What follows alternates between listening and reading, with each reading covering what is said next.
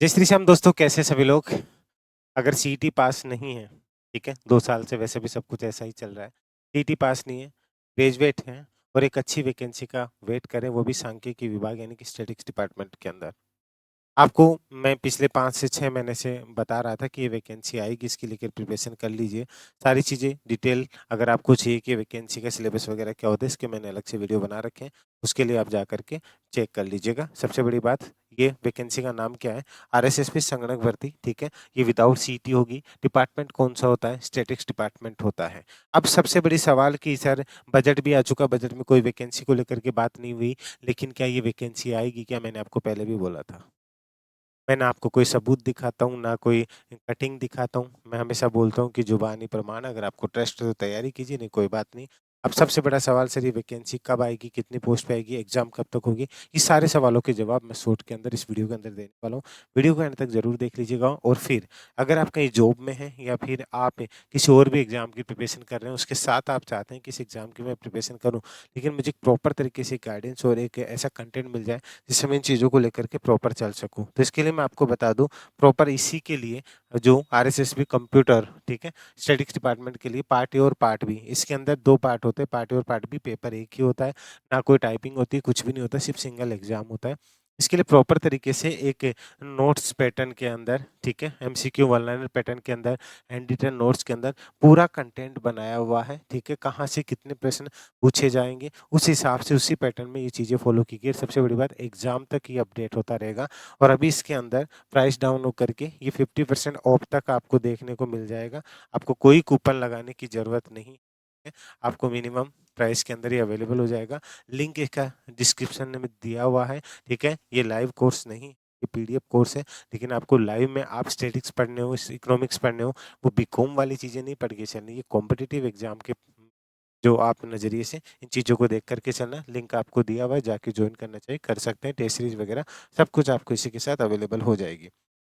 अब ध्यान दीजिएगा, सर ये नोटिफ़िकेशन कब तक आ सकता है? तो मैं आपको बता दूँ पोस्ट कितनी है।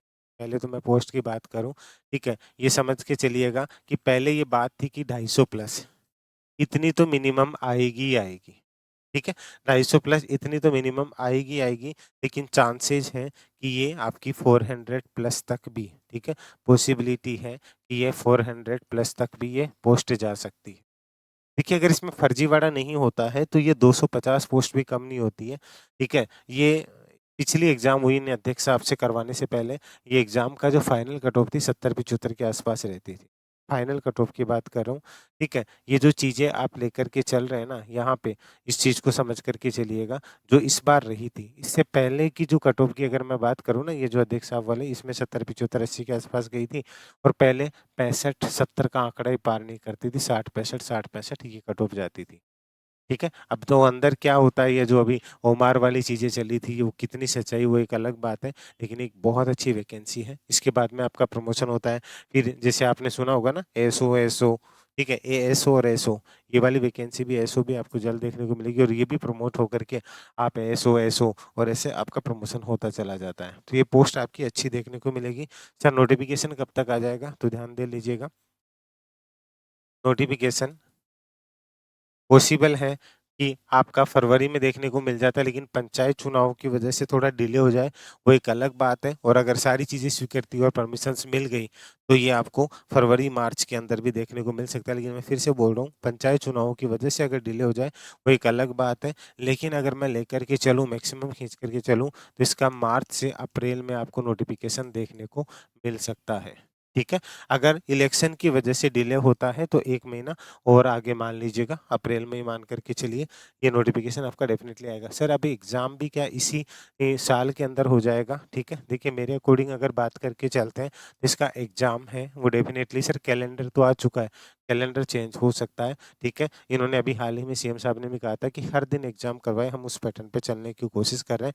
अभी वो एक प्रोसेस अलग होगा, लेकिन फिर भी अगर करवाना चाहें, करवा सकते हैं। मेरे अकॉर्डिंग ये एग्ज़ाम 2026 के अंदर ही होगा। ये हो सकता है कि ये आपका अक्टूबर से दिसंबर के बीच में कोई भी डेट होगी, वो मैं आपको अगर जैसे ही कोई चीज़ होगी या तो कैलेंडर ही आ जाएगा, लेकिन अक्टूबर से दिसंबर के बीच में मिनिमम आप अक्टूबर मान कर के चलिए, उस ड्यूरेशन के अंदर आपकी एग्ज़ाम हो जाएगी। इसलिए अगर आप स्टैटिस्टिक्स डिपार्टमेंट में जाना चाहते हैं, संगणकीय बनना चाहते हैं, तो आपके पास में बेस्ट मौका है और अगर आप प्रॉपर तरीके से इसके लिए प्रिपरेशन करना चाहते हैं, ये पूरा कंटेंट आपको अवेलेबल हो जाएगा और एग्ज़ाम तक आपका ये ऑटो अपडेट भी होता रहेगा। तो उम्मीद है ये चीज़ें आपके लिए बहुत हेल्पफुल होगी, ठीक है? अगर आपकी और भी कोई क्वेरी हो कमेंट करके ज़रूर बता दीजिएगा। वीडियो कैसा लगा हो कमेंट करके ज़रूर बताइएगा और इस वीडियो को लाइक करके शेयर ज़रूर कर दीजिएगा। इसमें आपका सपोर्ट ही आपके लिए और नई-नई चीज़ें लेकर के आता रहेगा। तो अभी के लिए इजाज़त दीजिए और हाँ, एक प्यारी सी स्माइल फेस पे रखिएगा और मुस्कुराते रहिएगा, आप हमेशा। अभी के लिए जय हिंद, जय भारत।